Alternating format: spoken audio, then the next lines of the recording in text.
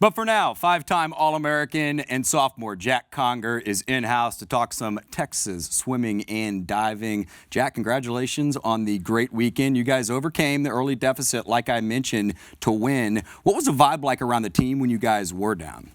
So we were down by about, give or take, 20 points to Georgia, and that wasn't expected. We knew that they would be fighting, and we knew that they got great recruits, great freshmen this year.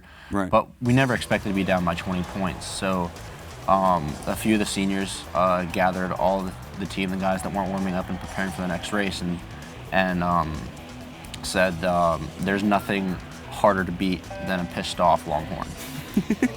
And rather than say anything in that meeting, I just let the upperclassmen say a few words, and we did a cheer, and then we went off. And 200 back was the second event, and sort of after that, I told myself I was going to win and say something after that.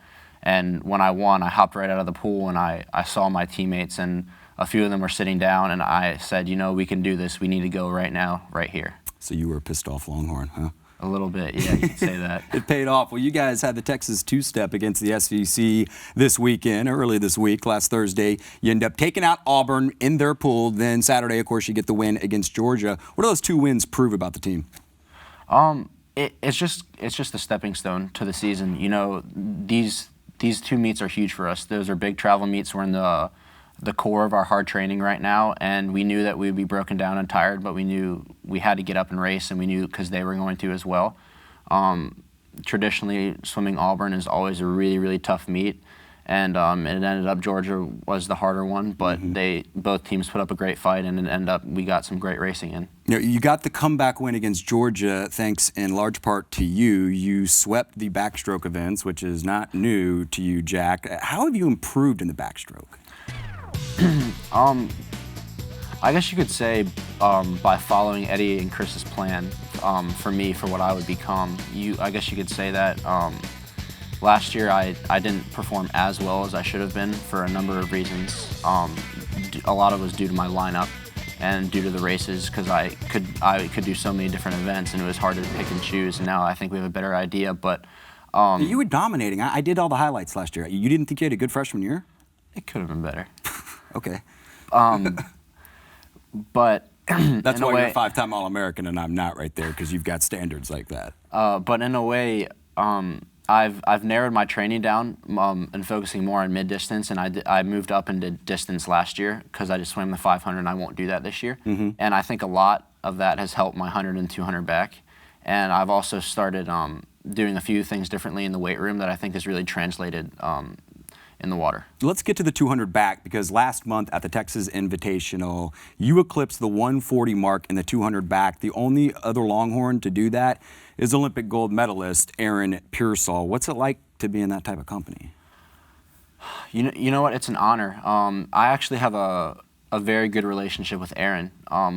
In 2010, my first nationals, I think it was 15, I didn't swim as well as I wanted to, and I was really upset. And my club coach had a personal connection with Aaron, and so she pulled me over to the side after that race, and I actually got to speak to Aaron, and that was the meet. That was the summer that he actually retired, which was very memorable of me.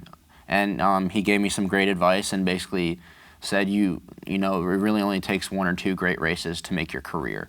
So you really can't get too upset about one summer or one bad 200 back, even though that, is my favorite event and is what I look forward to most of racing. Now, he swam for Eddie Reece, the legend. You guys are #1 in the country right now, as we mentioned, but that's not really a big shock or a big surprise for this program.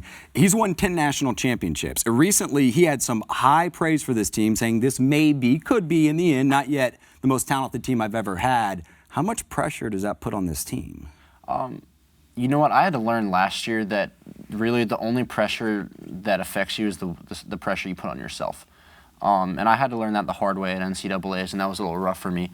But, it's a huge honor for him saying that. He has had many, many Olympians, national championships come through this program. For him to say something like that, there are certain expectations that should be met, and I think they will be, but you know, that number one doesn't mean anything until the end of that third session at NCAA's. Real quickly, I'm always curious about this. This is kind of about the pool, but outside of the pool. You ever like at Barton Springs or at the lake and just show people up? I mean, just start lapping them if they're swimming. No. Why not? What I have done is my freshman year when I first got here, we weren't practicing yet, but I was here a few days early before all the freshmen got here, and I wanted to work out.